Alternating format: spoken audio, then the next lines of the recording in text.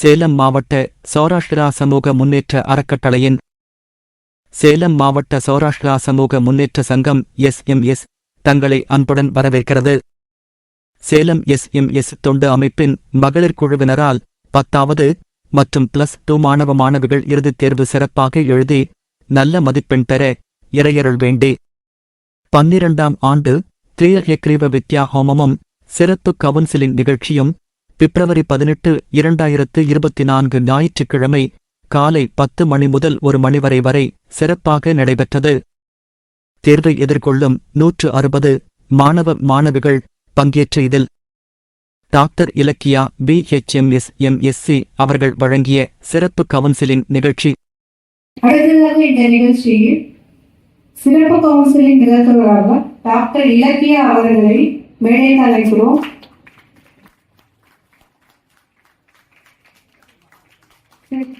Doctor Ilakkiya அவர்களுக்கு பொன்னாடை போட்ட மஞ்சுளா அவர்களை அழைக்கிறோம். டாக்டர் இலக்கியா அவர்களை அறிமுகப்படுத்த திருமதி லாவண்யா பிரகாஷ் அவர்களை அன்புடன் அழைக்கிறோம்.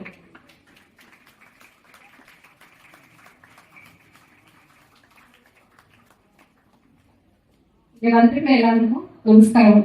எவ்வளவு நேரம் பொறுமையா இருந்து பூஜை முகத்துல எல்லாம் பங்கு கொண்ட குழந்தைங்களுக்கு எல்லாம் பெரிய தேங்க்ஸ். பெரியவங்க எல்லாருக்கும் வணக்கம். இங்க நமக்கு இன்னைக்கு இலக்கியா மேடம் வந்திருக்காங்க. டாக்டர் இலக்கியா அவங்க வந்து ஹோமியோபதி டாக்டர்.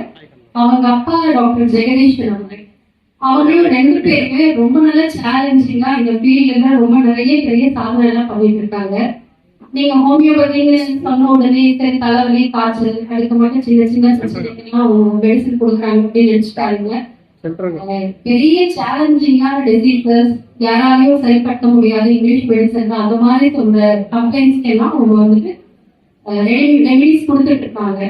எஸ்பெஷலா சொல்லணும்னா இன்ஃபர்டிலிட்டி இருக்கிறவங்களுக்கு, அப்புறம் ஆட்டிசம் இருக்கிற குழந்தைங்களுக்கு, அப்புறம் பிளைண்ட்னஸ் இருக்கிற குழந்தைங்களுக்கு, அப்புறம் முக்கியமா இந்த மாதிரி இருக்கிற சேலஞ்சிங்கான கேசஸ் எல்லாம் அவங்க ரொம்ப நல்லா அவங்க கியூர் பண்ணி சரி பண்ணிட்டு இருக்காங்க.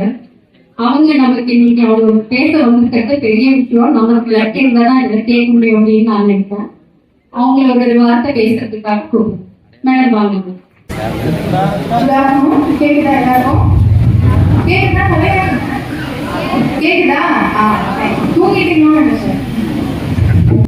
சரி, என் பேர் டாக்டர் இலக்கியா. வணக்கம். நான் வந்து ஒரு 6 இயர்ஸா ஹோமியோபதி ப்ராக்டிஸ் பண்ணிட்டு இருக்கேன். அதுல சைக்கலாஜிக்கல் இஷ்யூஸ் இருக்கிறவங்க, ஆட்டிசம் குழந்தை இல்லாம கஷ்டப்படுறவங்க, இவங்க எல்லாருக்குமே ஸ்பெஷலைஸா நானும் எங்க அப்பாவும் சேர்ந்து பண்ணிட்டு இருக்கோம். ஸோ என்னோட இன்ஃபர்மேஷன் போதும். ஸோ நீங்க எல்லாருமே 10th 12th போற ஸ்டூடெண்ட்ஸ் இல்லைங்களா? ஸோ அது டாக்டர் என்னோட சைடு வந்து நான் என்னென்ன சொல்லணும்னு சொல்லிட்டேன். ஃபர்ஸ்ட் வந்து எக்ஸாம் போகிறதுக்கு முன்னாடி நீங்க படிச்சிருப்பீங்க, நிறைய சைக்கிள் டெஸ்ட் மாடல் எக்ஸாம்லாம் வச்சு கொண்டு இருப்பாங்க. ஸோ ஆப்வியஸா அதை விட்டு இப்போ நீங்க உடம்பையும் மைண்டையும் எப்படி ப்ரிப்பேர் பண்ணிட்டு போகணுங்கிற விஷயத்த நான் உங்களுக்கு ஷேர் பண்ணுறேன். ஓகேங்களா? ஓகே. ஃபர்ஸ்ட் உங்க பாடி ப்ரிப்பேர் பண்றது எப்படின்னு நான் சொல்லிடுறேன். பாடி நல்லா தூங்கணும். தூங்கணும்னா எக்ஸாம் மட்டும் எப்படி தூங்குறது, நான் நைட்டு தான் படிக்கணும் அப்படின்னா அதை மட்டும் பண்ணாதீங்க. நீங்க ஆல்ரெடி படிச்சிருக்கிறத இப்போ கடைசி நேரத்துல படிக்க முடியாது. ஸோ ஆல்ரெடி தெரிஞ்ச 80%னாலும் அதை ஃபுல்ஃபிளா கொடுக்கணும். நீங்க எக்ஸாம் போர்ட்ல கம்ப்ளீட்டா எழுதுங்க. இப்போ உங்க கொஸ்டின் பேப்பர்ல நான் 70% தான் ப்ரிப்பேர் பண்ணிருக்கேன். ஆனா இந்த கொஸ்டின் பேப்பர்ல உங்களுக்கு தெரிஞ்ச எல்லா கொஸ்டின்ஸும் வந்துருச்சு. உங்களால சென்டர் எடுக்க முடியுங்கிற கான்ஃபிடன்ஸ் இருக்கா? உங்களுக்கு தெரிஞ்ச எல்லா கொஸ்டின்ஸும் வந்துருச்சு. ஆனாலும் நீங்க அங்க போய் தடுமாற சிச்சுவேஷன் கிரியேட் ஆகக்கூடாது. அந்த பயத்தை நம்ம போகணும். அதுக்கு மெயினா நம்ம பாடி மைண்ட் எல்லாத்தையுமே காம் பண்ணணும். ஓகேங்களா? ஸோ அதுக்கு நல்லா தூங்கணும். அட்லீஸ்ட் ஒரு 6 to 7 hours தூங்கணும் பாருங்க. ஓகேவா? அப்புறம் நல்லா தண்ணி குடிங்க. Stay hydrated. ஒரு every 25 kg of your body weight நீங்க மினிமம் 1 liter of தண்ணியாவது குடிச்சிருக்கணும். ஸோ நீங்க அதை மெயின்டைன் பண்ணணும். இப்போ நீங்க 50 kg இருக்கீங்கன்னா மினிமம் 2 liters குடிச்சிருந்தா மட்டும்தான் உங்க பாடி எல்லாம் நார்மலா ஃபங்க்ஷன் ஆக முடியும். ஸோ நீங்க டெஃபிஷியண்டா உங்க சாப்பாடையோ தண்ணியோ குறைச்சிட்டு இருந்தீங்கன்னா உங்க மைண்ட் எப்படி ப்ராப்பரா ஃபங்க்ஷன் ஆகும். ஸோ நல்லா தண்ணி குடிங்க, நல்லா தூங்குங்க, நிறைய வெஜிடபிள்ஸ் சாப்பிடுங்க. என்னென்ன வெஜிடபிள்ஸ் சாப்பிடலாம்? பீட்ரூட் சாப்பிடலாம், கேரட் சாப்பிடலாம். ஏன் இது 2 ஸ்பெசிஃபிக்கா மென்ஷன் பண்றேன்னா இது 2க்குமே இம்மிடியேட்டா பிரெயினை பூஸ்ட் பண்ணக்கூடிய எபிலிட்டிஸ் இருக்கு. சயின்ஸஸ் ஸ்டூடெண்ட் பீட்ரூட்டோ கேரட்டோ சாப்பிட்டீங்கன்னா 10 மினிட்ஸ்ல இமீடியட்டா உங்க நியூரான் செல்ஸ் புதுசா உருவாக ஆரம்பிக்குது. ஓகேங்களா? ஸோ அதனால நிறைய வெஜிடபிள்ஸ் சாப்பிடுங்க. ஒரு நாளைக்கு மினிமம் ஒரு ஃப்ரூட்டாவது எடுத்துக்கோங்க. எக்ஸாம் போகிறதுக்கு முன்னாடியே சொல்றேன், இதெல்லாம் நீங்க ப்ரிப்பேர் பண்ணிக்கோங்க. ஃப்ரூட்ஸ் மெயினா சிட்ரஸ் ஃப்ரூட்ஸ் எடுத்துக்கோங்க. சிட்ரஸ் ஃப்ரூட்ஸ்னா கிரேப்ஸ், ஆரஞ்சஸ் இதெல்லாம் எடுத்துக்கோங்க. நெல்லிக்காய் இதெல்லாம் ஈஸியா கிடைக்கும் இல்லைங்களா? அதுல டெய்லி ஒன்னாவது எடுத்துக்கோங்க. ஏன்னா சிட்ரஸ் ஃப்ரூட்ஸ்ல நமக்கு ஒரு ஆக்டிவ் பிரின்சிபல் இருக்கு, ஃபிளாவினாய்ட்ஸ் அப்படின்னு சொல்லுவாங்க. அந்த ஃபிளாவினாய்ட்ஸ் இம்மிடியேட்டா உங்க பிரெயின்ல இருக்கிற செல்ஸை ப்ரொடெக்ட். ஸோ அதனால ஃப்ரூட்ஸ் நல்லா எடுத்துக்கோங்க, நல்லா தூங்குங்க, நல்லா சாப்பிடுங்க, நிறைய தண்ணி குடிங்க. ஸோ இது உடம்பு ரெடி பண்ணியாச்சு. ஸோ மைண்ட் எப்படி ரெடி பண்றது? பயமா இருக்கா? யாராவது ஸ்ட்ரெஸ்ஸா இருக்கீங்களா? எப்படி எக்ஸாம் எழுத போறோம் இருக்கீங்க? Okay fine. இப்போ எக்ஸாம் எழுத போறீங்க, ரொம்ப பயம் ஆயிடுச்சு. அப்போ அந்த பயத்துல இருந்து எப்படி வெளியே வருவீங்க? பயம் ஆயிடுச்சு, கொஸ்டின் பேப்பர் பார்க்கறதுலே போச்சு, தெரியாத ஒரு கொஸ்டின் வந்துருச்சு அப்படின்னு ஃபீல் பண்ணிட்டு தெரிஞ்ச 90% விட்டுறது வருது. புரியுதுங்களா?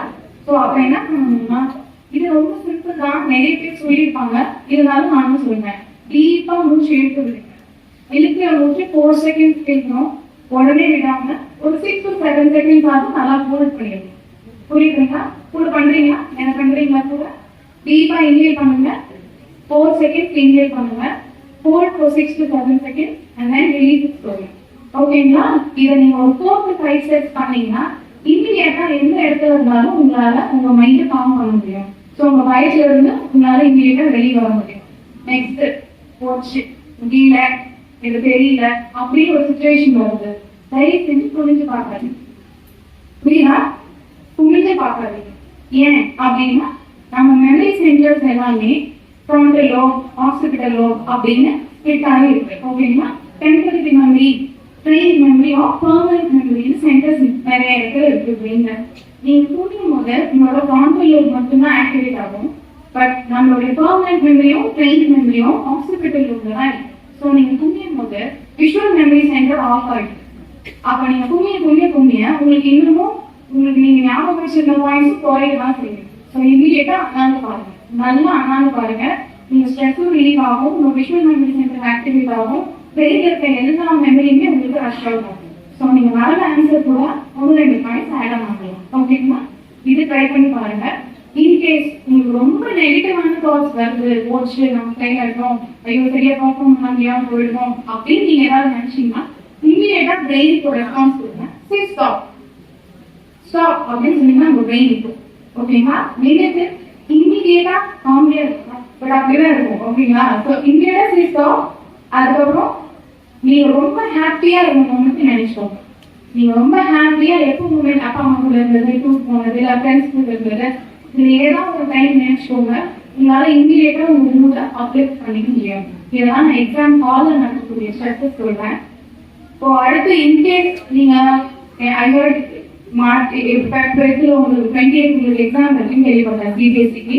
மெட்ரிக் எப்போ எக்ஸாம்? March 1. ஸோ அப்போ ஒரு 10 days கேம்ப் இருக்கு இல்லைங்களா? அந்த 10 daysல நான் எப்படி படிக்கலாம் நீங்க அப்படின்னு ஒரு சின்ன ஸ்கிரிப்ட் சொல்லிடுறாங்க. நீங்க படிக்கும்போது ரைட் பிரெயின், லெஃப்ட் பிரெயின் ரெண்டு தெரியும் இல்லைங்களா எல்லாருக்குமே? இப்போ right side right part of the brain is sensitive part of the brain.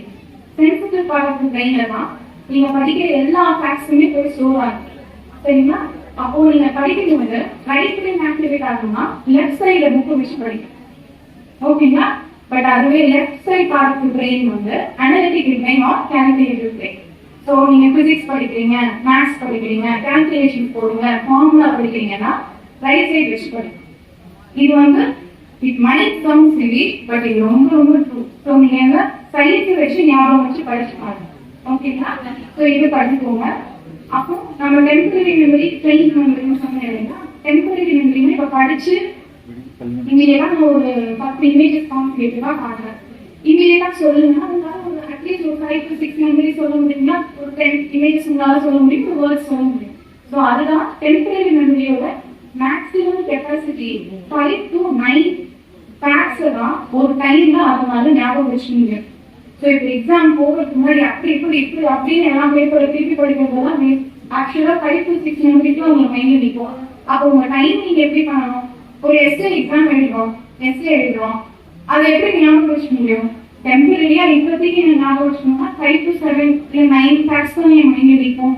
அப்போ நீங்க அந்த எஸ்ஏ எப்படி எழுதணும்னா ஸ்பிளிட் பண்ணி நீங்களே ஞாபகம் வச்சுக்கணும். படிக்கும்போது ஒரு இன்ட்ரோ, இது பண்ணா இதை நான் அப்ளை பண்றேன், இதுதான் கன்க்ளூஷன் அப்படின்னு சொல்லி ஒரு 5 to 6 பாயிண்ட்ஸா எல்லா கொஸ்டின்ஸுமே ஸ்பிளிட் பண்ணிக்கணும். நீங்க அப்படி ஸ்பிளிட் பண்ணி வச்சு படிக்கும்போது எக்ஸாம் வந்து உங்களுக்கு ஞாபகம் வரும், ஈஸியா ஞாபகம் வரும். அதை நீங்க இம்ப்ளை பண்ணி ரிமெம்பர் பண்ணிக்கிறதுக்கு உங்களுக்கு ஈஸியா இருக்கும். இப்போ படிக்கிறது இது பண்ணியாச்சு. இப்போ வருஷம் ஃபுல்லா படிக்கிறோம். அந்த ஒரு நாள் ஒரு பதக்கம் வருது, பயம் வருது, அந்த மாதிரி வர்றதுனால வருஷம் ஃபுல்லா படிச்சதெல்லாம் வேஸ்டா போயிடுச்சுன்னா என்ன பண்றது? அதுக்குதான் இந்த பயத்தை நீங்க ஓவர் கம் பண்ணணும். எக்ஸாம் வந்து ஒரு பேயில பார்த்து பயப்படுறதுக்கு யாராவது உங்களை பார்த்து எப்படினாலும் முடியுமா அப்படின்னு கேட்டா என்ன பண்ணுவீங்க? நான் செஞ்சு காட்டுறேன் அப்படின்னு சொல்லுவீங்க மாட்டீங்க? சொல்லுவாங்க. அந்த மாதிரி இந்த எக்ஸாம் பயப்படாதீங்க, ஒரு சேலஞ்சா எடுத்துக்கும் போது உங்களால நல்லா பர்ஃபார்ம் பண்ண முடியும். பயத்திலிருந்து உங்களால வெளியும் வர முடியும். ஓகேவா? இது சொல்லி நான் கடைசியா ஒரு ஃபேக்ட் சொல்லி நான் வச்சுக்கிறேன். ஒரு லைனும் ஒரு டைகருடைய மேக்ஸிமம் ஸ்பீட் எவ்வளவு தெரியுங்களா? தெரியுமா? யாருக்கா தெரியுமா? ஒரு லைன் ஒரு டைகர் அதோட மேக்ஸிமமா 65 km/h தான் போக முடியும். அது பார்க்கவே நம்ம பண்ணுவோம். ஆனா ஒரு மானோட ஸ்பீட் எவ்வளவு தெரியுமா? கேஷுவலா ஈஸியா இருந்தாலும் ஒரு 85 km/h தாங்க ஓட முடியும். பட் அப்படி பார்க்க ஓடக்கூடிய மான் ஏன் போகுது? ஏன் மான் வேட்டையாடி இறந்து போடுதுல, ஏன் அப்படி போகுது? அந்த பயம் தான் வந்து நம்மளோட ஸ்கில்லையும் தாண்டி நம்ம வந்து சாதிக்குது. இந்த இடத்துல என்ன மறந்து போகுது, சரியா பெர்ஃபார்ம் பண்ண முடியாம போகணும்ன்ற பயம். இதுல வந்து உங்களோட ஸ்கில் அண்ட் எபிலிட்டியுமே சரியா பெர்ஃபார்ம் பண்ண முடியாம போக வைக்குது. டைகர் அப்படி இருந்து கான்பிடென்டா பெர்ஃபார்ம் பண்ணுங்க. Okay, all the best from my side. So இந்த மாதிரி ஒரு ஈவெண்ட் கிரியேட் பண்ணி கடவுளோட பிளஸிங் எல்லாம் இன்புட் பண்ணுறதுக்கு ஹெல்ப் பண்ண இந்த மெம்பர்ஸ் இருக்க எல்லாருக்குமே ரொம்ப ரொம்ப நன்றி அண்ட் கிராட்டிடியூடோட இந்த ஆப்பர்ச்சுனிட்டி கொடுத்துருக்கும் நன்றி சொல்லிட்டு நான் வேறுறேன். தேங்க்யூ.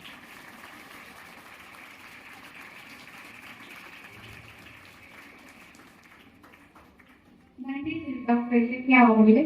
அவங்களோட பொன்னான நேரத்தில் எங்களோட மாணவ படிக்கிறதுக்காக செலவிட்டதுக்கு ரொம்ப நன்றி தெரிவிச்சு போகிறோம். அவங்க சொன்ன ஒரு டிப்ஸும் பார்த்தீங்கன்னா நம்ம வாழ்க்கை எழுதுறதுக்கே யூஸ்ஃபுல்லா இருக்கு.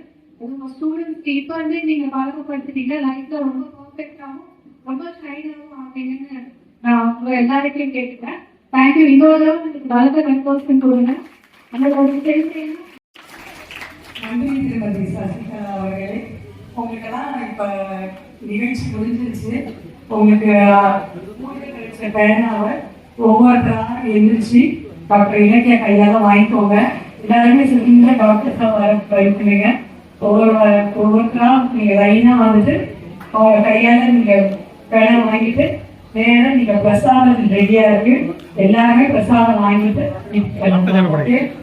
எல்லா பக்கத்துல இருக்கிற பூவெல்லாம் நீங்க எங்களுக்கு ஒரு பேக் கொடுத்துருக்காங்களே, அந்த பேக்ல அந்த சாமி படம் அந்த பூவெல்லாம் அந்த பேக்ல போட்டுக்கோங்க.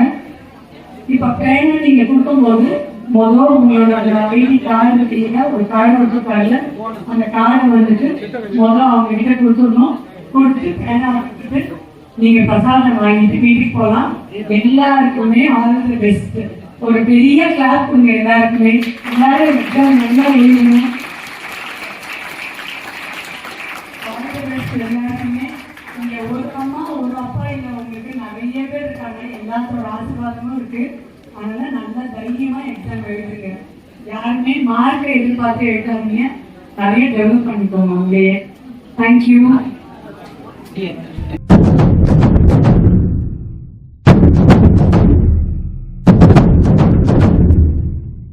சின்ன ஒளியை செதுக்கி விடு, சின்ன சின்ன துளியை நனைத்து விடு, சின்ன சின்ன விதையை உயிர்த்து விடு, சின்ன சின்ன தளிரே தளித்து விடு.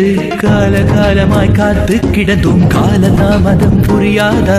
காற்றில் எங்குமே பூத்து கிடப்போம். ஒளியாய் தளிராய் மலராய் வழியாய் கால காலமாவோம். சின்ன சின்ன ஒளியே செதுக்கி விடு சின்ன சின்ன துளியே நனைத்து விடு சின்ன சின்ன விதையை உயிர்த்து விடு சின்ன சின்ன தளிரே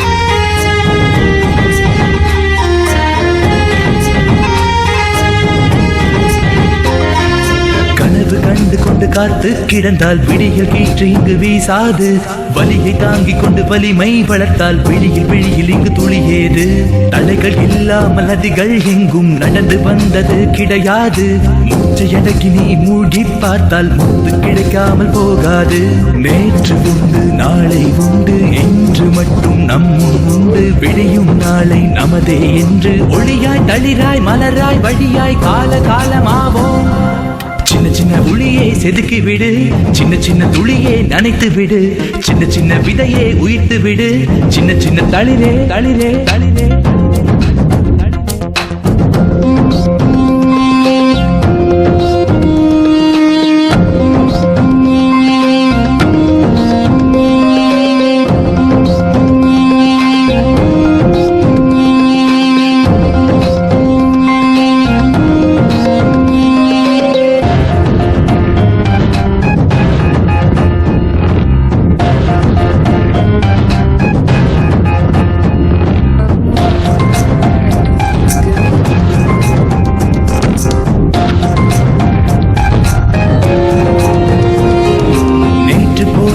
பாதைகள் வழியே நீயும் போனால் பயனேது முட்டி மோதி நீ எட்டி பார்த்தால் மொத்த பாதையும் உன் மீது உன்னை நீ கொஞ்சம் நம்பிப்பாரு உலகம் உன்னை வைத்து கொண்டாடும் உந்தன் எண்ணத்தில் தூய்மை இருந்தால் வண்ணமாகுமே வரலாறு நேற்று உண்டு நாளை உண்டு இன்று மட்டும் நம்முன் உண்டு விடியும் நாளை நமதே என்று ஒளியாய் தளிராய் மலராய் வழியாய் கால காலமாவோம் சின்ன சின்ன ஒளியை செதுக்கி விடு சின்ன சின்ன துளியை நனைத்து விடு சின்ன சின்ன விதையை உயிர்த்து விடு சின்ன சின்ன தளிரே தளித்து விடு கால காலமாய் காத்து கிடந்தும் கால தாமதம் புரியாதா காற்றில் எங்குமே பூத்து கிடப்போம் ஒளியாய் தளிராய் மலராய் வழியாய் கால காலமாவோம் சின்ன சின்ன ஒளியை செதுக்கி விடு சின்ன சின்ன துளியை நனைத்து விடு சின்ன சின்ன விதையை உயிர்த்து விடு சின்ன சின்ன தளிரே